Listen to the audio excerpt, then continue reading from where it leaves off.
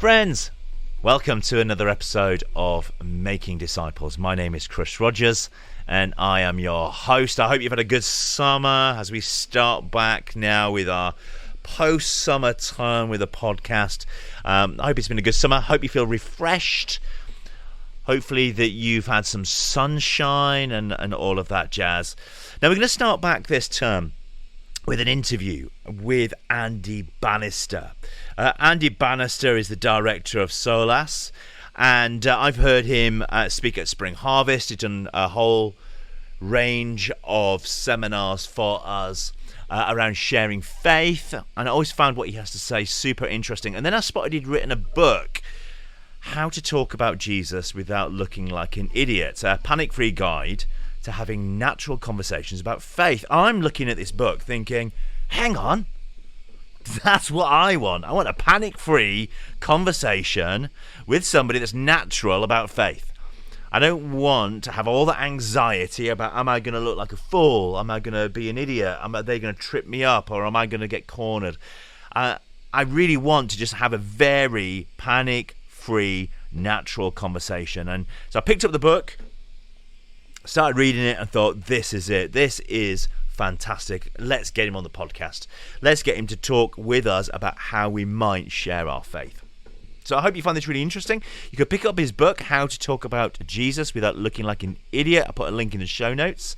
But I hope you find this interview interesting, even if you don't pick up the book, which I would say is really worth doing. If you're new to the podcast, massive warm welcome to you. Making Disciples is a podcast that's about helping us grapple with questions of faith. How are we growing in the likeness of Jesus? We've been doing a series this year looking at the teachings of Jesus from the Sermon on the Mount. We got halfway through that before the summer. We're going to continue that into the autumn now as we keep looking at what does it mean for Jesus to be the blueprint of our faith in our lives. So that will continue in the coming weeks. But today we're going to talk about sharing faith. If you find the episode helpful, I'd love you to give it a share, give it a like, subscribe to the podcast. It'd be great to have you with us on this discipleship journey. So here we go. Let's jump in with an interview with Andy Bannister on how we talk about Jesus without looking like an idiot.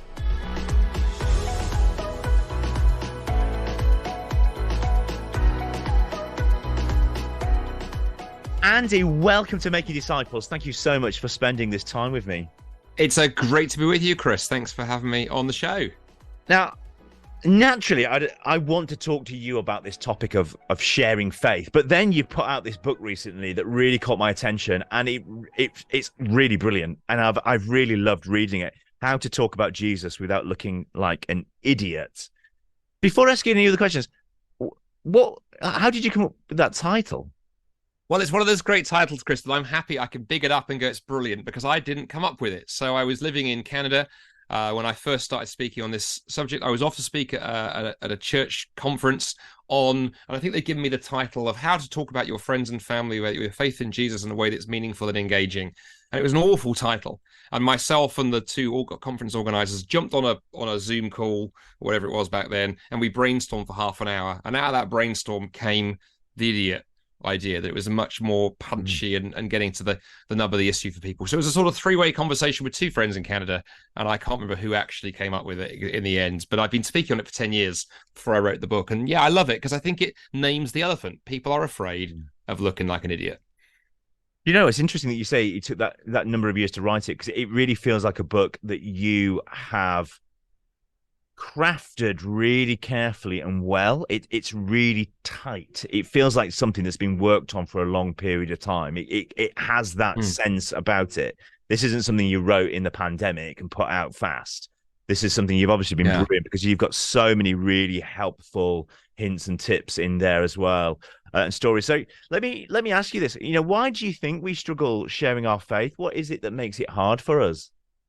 Well, the story I open with, Chris, I think back to my own time. So I'm now, in full-time Christian ministry, but I started out working for the health service, and when I worked for the NHS, I was an undercover Christian, in that I went to church outside of work, very involved in my church, but inside work, kept my faith quiet, said nothing, hoped nobody would find me out. And I remember a few years ago reflecting back on that experience and what I was afraid of. And I think there were a number of big fears that kept me silent. There was the fear of looking like an idiot. That was definitely real. There was the more spiritual version of that, which is the fear of making Jesus look like an idiot. I was afraid that I would say something that would be so crass, it would make the gospel look bad. I was afraid of standing out from the crowd. I think I was afraid of being asked a question I couldn't answer, and all of those fears. And I think the more I talk to other Christians as I travel and teach, fear, Chris, I think it's the big thing. People are afraid of those and other fears, and that's what holds us back. Fear is the number one obstacle, I am convinced, to people talking more naturally and more joyfully about our faith in Christ. Mm. That's really interesting. I've got a lady at our church has taught a group of us to go door knocking. And it sounds very Jehovah's Witnesses, but we go out once a month knocking on doors in our neighborhood. And the desire is to just go and be a blessing to our neighbors, share something of Jesus, pray for people. The big thing, you know, it's the day of door knocking because we are all looking for excuses not to go because we're so scared about the response that we're going to get. But as we've broken the back of fear, we are now even more confident in sharing faith in any space. It's been really interesting as we've challenged the fear that stops us. What kind of tips do you give, or what do you say to people who are just so scared about letting God down? What do you say to them? Well, I'd say a couple of things there. I think the first thing is one thing we can do spiritually sometimes, Chris, is we take the weight of the evangelistic world, as it were, on our shoulders. We think that it's our job to be so persuasive and so engaging and so winsome that we talk to our friends or colleagues and they just fall in a weeping, huddle at our feet and become Christians. That is such a huge expectation we've set that it's unlikely to be met. And no wonder we're then going to feel failures when that doesn't come through. But what about if we just downgraded it slightly and when our job in our workplaces and friendship groups is to be a faithful witness, to talk about Christ naturally when he gives us the opportunity, and to demonstrate that Christians can be people who are interested in others and engaging, and that faith makes a difference to our everyday lives. And then we trust Jesus to do what he wants with that. So that's the first thing, I think, is to lower the expectation threshold. The second thing, I love how you told that door-to-door story, because in the book I talk about my horrific door-to-door experiences as a teenager. But I think one thing you described there is you referred to we and someone who has experienced teaching you. And I think there can also be a community aspect in this. If you are someone who's nervous about sharing your faith, well, what about looking around your church and going, who are the people who are a bit more confident in sharing their faith? Can I learn from them? Is there something they can teach me? Can they help me? And then when I am thinking about sharing my faith, can I be sure I'm not doing it on my own? Have I got somebody else alongside me? Or if I'm in a workplace where I'm the only Christian, have I got Christian friends at church, perhaps in my small group or whatever? Can I have Christian friends who are praying for me, who I can call after I've tried to share my faith that day and tell them how it's gone, so I don't feel I'm on my own? I think one of the little tricks the enemy plays on us is telling you it's all about you and you've got to do it on your own. You've got no help. You're out there, just you. And of course, that's so tough. And no wonder we find it hard. Jesus sent out the disciples in twos. Community needs to be at the heart of evangelism as well. Who taught you, or who helped you to kind of break that barrier of fear? I am so grateful to a huge number of people, Chris, over the years. One person who's a big influence on me is a friend of mine called Jay, who was doing street evangelism up in London at Speaker's Corner, reaching Muslims. And I don't tell the story so much in this book. That's in the previous book on Do Muslims and Christians Worship the Same God. I talk about that story. And he was phenomenal. In my early 20s, he kind of took me on board and mentored me and really helped me learn how to just be engaging with the Muslim community in a way that was winsome. That was about a 4 or 5 year journey to learning to be confident in talking with Muslim friends about my faith. And then more generally, there've been a whole range of Christians throughout the years. So I tell the story in the book of my friend Sarah, who's just very natural at having everyday conversations with people. And just watching Sarah do that in cafes and everyday contexts, I've learned a lot about how to just be natural in those conversations with friends. And then right down to the present day, one of the big inspirations for me is my wife, who is just very, very good. Watching her at work with our neighbours here in the community we live in Swindon. We moved a year ago. She's a very natural builder of bridges with people. And so watching Astrid do that and learn from her and then come alongside her, she'll often build the bridges and then I'll have the conversations across them. So yeah, there's been those three there, whether it's friends, my spouse, or an older, wiser Christian sort of 20 years ago. It's amazing watching others, isn't it? And kind of picking up a little hints and tips. I always love watching how somebody else shares their faith because it gives me a new idea of how I might do it. I find that was super helpful. What have you seen in others that you've gone? I'd love to be like that. That thing that they do is something I would love now to build into my way of showing faith. Yeah, I think there's a couple of things that spring to mind. One, I would say we're actually working on as a family, and it's a work in progress. I have watched those who have mastered hospitality and Mm. using that as an evangelistic tool. You know, if you open your home up, invite folks in, that lowers barriers in all kinds of ways. And so I think learning how to do that well as a family, we've got young kids, so that brings an element of chaos at times into our family home. But because our kids are now getting to 8 and 10, so that's a transition point. I think that's something we're really working on, both me and Astrid, as well as a family. How do we do that? And I think the other thing I'm constantly learning from, I'm always interested in people who have the ability to start conversations naturally in almost any setting. And I know one area that I'm weak is I'm not a particular sports fan, for example. So I've got friends who are very able to start conversations from, the cricket, the footy, whatever it is. And that's the starting point if they're talking to a friend or a colleague or a neighbor, just to get a conversation going. And so for me, looking at people who can make these bridges from almost everything in life and learn from them is a biggie for me. And we were chatting about this before the podcast began, like film and media and stories and TV shows is one way I do that. If I find someone who enjoys the same, it's the same novels, the same TV, the same films as I do, I've learned over the years to use that as a conversation starter. I think the key thing, Chris, however we do it, is there's a great biblical model in starting where the person you're talking to is at, whether sport is their thing or family is their thing or, movies are their thing. Start from where they're at and try and find ways to start your bridge there and then build across the gospel. We see Paul model that in Acts 17. So bridge building is a key skill to learn. Yeah, I mean that's a great little leap. So in the book you talk about making the most of every opportunity. And I think when I was growing up, my experience of sharing faith was through organized stuff. Somebody would organize a little gathering in the garden. Oh, and we're going to invite some people around. We're going to try and share faith with them. And it just felt so forced. So, how do we go about just using natural opportunities? You've just talked about sports events and friends. How do we go around using every opportunity as a way of sharing something of our faith? Yeah. Well, a couple of things I would suggest there, Chris. The first thing is to be praying around those opportunities. For many years, I missed the very obvious thing that actually God often puts opportunities under our noses that we miss. And so praying around those can be important. So, for example, as a family, one of the things we'll often do is we'll try and start the day before breakfast when we gather together as a family and having a little devotional time, praying through our day and praying that God, either creates or brings to your attention opportunities.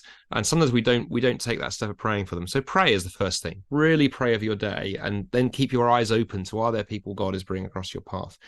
Second thing, I think you can do, actually I said two, I've got three. Second thing you can do, take an interest in people. We rush through life in such a busy way, so many of us, we don't slow down.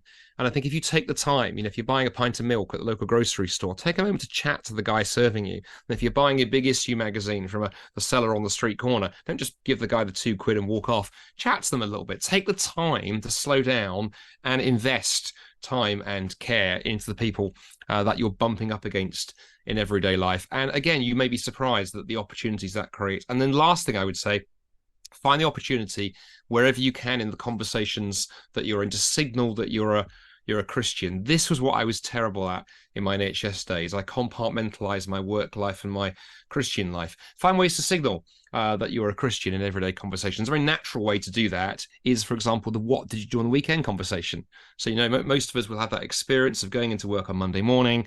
Colleague may say, "How was your weekend?" And, sometimes we can be tempted to even not mention church, or we downplay it. We talk about all the fun stuff we did on Saturday, the family barbecue on Sunday afternoon, the movie we saw Sunday night. We don't talk about church in a really positive way about how great it was. And, the pastor was really interesting and it was great to hang out with others who are following Jesus. Find ways to flag up and signal that I am somebody who has faith in everyday conversations. I've got a friend of mine who's a consultant, does consulting for a job, and he talks about the fact whenever he's in a new business setting, and he's often in new business settings, he has learned, terrifying as it is, when people say, "Well, tell me about yourself," he will always include. He'll say, "Well, my name's Steve. I come from Swindon. This is my family. I'm a Christian." He'll always flag that in when he's introducing himself. Now, he said the first few times it's quite nerve-wracking, but actually by doing that, by front-loading it, it creates so much more opportunity for conversations because he hasn't hidden it away. So those are the three things I'd say to start with. Pray, take an interest in people, and bring your faith more front and center into those everyday conversations without scaring people and behaving like a weirdo, obviously. I love that. I love that. You just talked about the what did you do, because in the book you have for W questions, don't you? You talk about the what question, the why question, the wondering question, and the whether question. Yes. Do you just walk those through with us? Because I just thought they were really interesting. Those 4 W questions that you gave us to think through in the book. Yeah, well, it's because I live in a house with small children. We're very used to, small words that begin with W and end with question marks.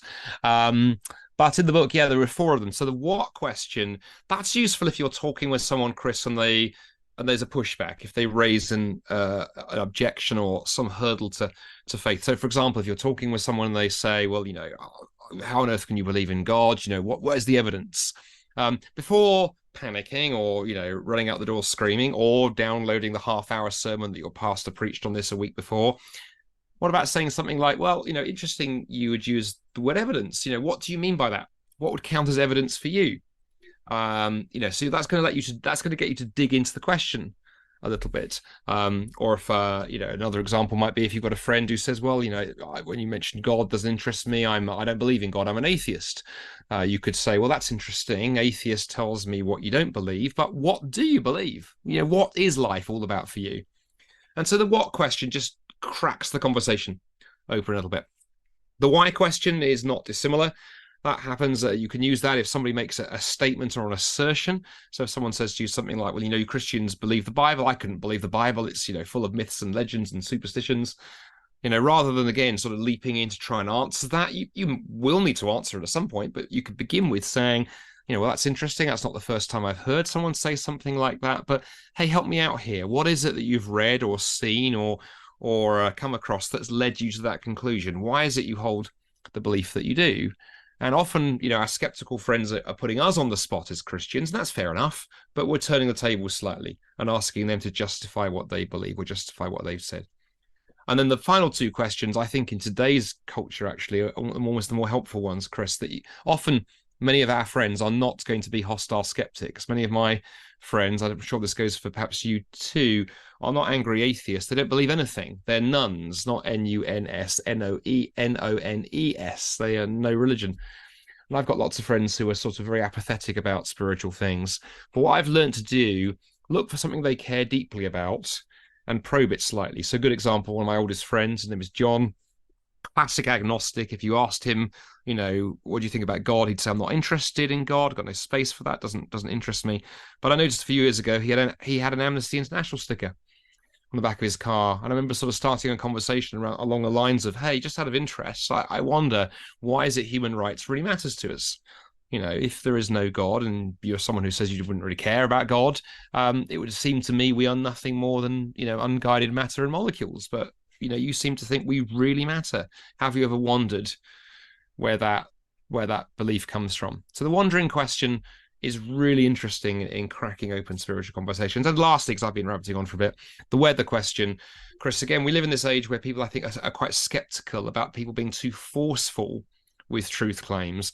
And the weather question is, rather than go, "Well, I think the answer is, that God loves us and sent Jesus for us, and you definitely need to repent and turn from your sins, you crazy pagan," you might say something like, "Hey, I just wonder whether it might be the case that the Christian story makes better sense of what we see in the world. And I wonder whether it might be worth having a proper look at Jesus and his claims and what that might mean for you." So it just softens rather than come through the door waving the pickaxe, you're inviting somebody to come and see, which is interesting because that's what Jesus did consistently. That language of come and see is all over the Gospels. I love that. I love this idea of asking questions because you're right. This is what Jesus does, doesn't he? people approach Jesus and he always responds back with another question. Yeah. And I think we get cornered. We feel like it's one of the fears that many of us have is what happens if I get cornered and I don't know an answer? Well, actually, the great thing about asking another question is even if you don't know the answer, you can ask another question that might help you discuss that thing a bit more or actually take the conversation in a different direction. Have you seen that with Jesus asking questions in the Gospels to kind of, Yeah, yeah, absolutely. And just one very quick aside there, Chris. In some senses, even if you know the answer, still ask the question. For those of us who've been doing this for a while, you could get a little bit of experience and you can get that little bit cocky, but just slowing down. So I've taught myself when somebody asks me a question, even if it's one I'm very confident in because I've dealt with it before, just saying to the person, that's a really interesting question. Tell me, why do you ask it? Because you may get the personal story behind it. And when we are engaging with questions, we want to answer the questioner, not the question. Jesus, on the other hand, 307 questions he asks in the Gospels, somebody has calculated. And there's some really numerous examples. One of my favorite stories is the story of Jesus and the rich young ruler in Mark chapter 10, and what the other Gospels have it too. So it's the story of the young guy who comes to Jesus and says, "Good teacher, what must I do to inherit eternal life?" And if you remember, Jesus says to him, "Why do you call me good? Only God is good." Which, if you think about it, is a really weird response. If someone knocked on your door and you opened the door and it was your next door neighbor and they said, "Hey, good Christian, what must I do to inherit eternal life?" You'd probably invite them in for a coffee or chat them a bit on the doorstep. You do something. You wouldn't give that answer. So what's Jesus doing there? Well, then when you dig a little bit deeper into that narrative, you discover that there's a couple of things going on. Firstly, that young man has clearly got it into his head that being moral is how you earn your way to heaven. You keep the commandments, keep your nose clean, live the best life you can, and you can earn your way upwards, which is actually a very common belief, common to many of the world's faith traditions, actually. And then you discover that his big issue was money. Money was the thing that really got its claws into him. And so to get to that underlying issue, Jesus uses a question, and the dialogue's fascinating because Jesus strips away the moralism piece with a question, and then the money issue comes pouring out.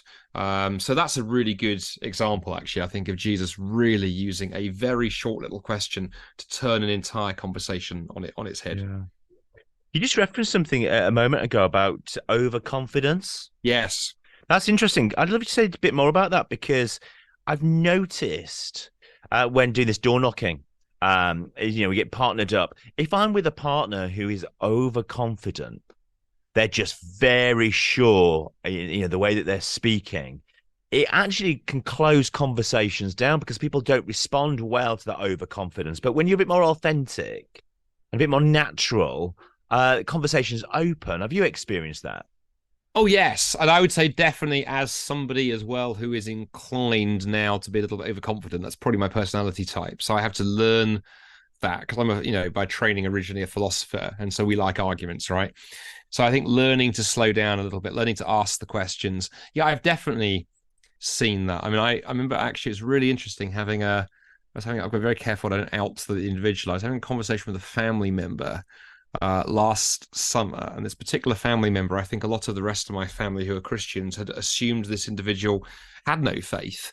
But actually, what had happened is people have been a little bit too assertive. And as we sat on the cliffs down on the south coast, smoking a cigar together and kind of looking over the waves one evening, having a chat. They turned to me and said, it's not that I don't believe in God. Actually, I do believe in God. I do believe in God. I pray every day. I've got a Bible by my bed. I do believe in Jesus. It's just that church I really struggle with church. And this whole conversation opened out and it was really interesting. But what had caused it to take a while to come was there been a few other family members, myself involved, I think over the years, had been a bit too confident, a bit too assertive. And actually what was needed was some space for that person to think some things through and express them in her own language. So yeah, I think that can be an issue. And to people who are like, well, responding to this, go, but hang on, as Christians, we have the truth, right? We want people to know Jesus. Yeah, of course we do. But you can still do a lot. You can do a lot of work with a question, actually. And if you doubt that, look again at Jesus. Jesus seems to have no problem with questions, and he had no problem being directive. So I think a good question can be really powerful, Chris, because it can force the other person to think. Whereas if you share a very confident, persuasive answer, What the other danger is, the moment you've gone from the doorstep, they forget it. They'll while you're there, they're like, oh, Chris is very persuasive. But when Chris is half an hour down the street, the persuasion sort of evaporates. But if you've helped them think through something and discover it for themselves, then that's much more effective. Mm. I love that. Thank you for sharing that. And thank you for just being on, just open about your, sharing with family, because that actually is one of the hardest places, I think, sometimes to get it right. And I want to talk about tough questions, because this is where many of, one of the fears that many of us have is, whoa, what happens if I get a really tough question that makes me look like I don't know what I believe? And that's really can panic a lot of us into not showing our faith, because we just don't want to get ourselves in a situation where we actually look like we've not really thought through what we believe. So what would you say to help somebody respond to those tough questions? Well, the first thing I'd say, Chris, is there's nothing wrong with not knowing the answer to a question in most cases. And it is interesting. I think sometimes we need to avoid the sort of camel of pride can get its nose under the tent if we're not careful, that we feel we have to have the answers to everything. Well, thankfully, Christian faith isn't like that. Jesus doesn't say to you and I, right, mates, until you've got everything sorted out, until you've mastered Doctrine 101, you can't be my disciples. Christian faith begins with that recognition that Jesus is Lord and goes from there. So you don't have to have an answer to every question to be a Christian. So what I would say is, if someone asks you a question you don't know the answer to, then be real. Don't mess about. Say, that's a brilliant question, and I confess I haven't quite thought about that. But you know what? Leave it with me. If that matters to you, leave it with me, and I will go and do my level best to find you an answer. And then, of course, be good to your word. Talk to an older, wiser Christian. Talk to a pastor or not someone who's been a Christian for longer than you. Do a web search. Read a book. We live in this age of such great resources. I don't believe there's any question that you're going to be asked about the Christian faith that there isn't an answer to. It might just take a little bit of effort to dig it out. And then what a great opportunity to go back to your friend and go, hey, thank you for that question you asked the other week. I did some work, did some digging for you, and I've actually found an answer. Are you interested? By the way, note the question there is important. Don't bash them around the head with it. Are they interested? They're probably going to say yes, and then share what you found. The one exception to that, I would say, there probably are one or two things that as all Christians we need to have thought about if we are going to be people of integrity. The obvious one I say to people is the suffering question. If somebody says to you, how can you believe in a good God when there's pain and injustice in the world, Ukraine or whatever it is, if you turn around and go, do you know what? That's an amazing question. I've never thought about that. They probably will not take that as humility. You'll look like an airhead because we are people of faith in a complex world. So, I've done some basic thinking on things, but much beyond there, I think, a lot of the time saying, I don't know, but I'll find an answer for you works remarkably well. And by the way, it helps you learn, right? I think all my conversations with Muslims, particularly in the late 1990s, every time I went to Speaker's Corner, they had blinking questions I didn't know the answer to. And there was quite a lot of work in finding the answers, but it was great because every time I found an answer, my in faith grew. I was like, okay, that was a great question that, Mohammed asked me the other week. Didn't know the answer. I do now. And now if I get asked it again, I'm going to feel confident. I love one of the things you do in the book. You talk about 5 simple steps for answering tough questions. And I loved these.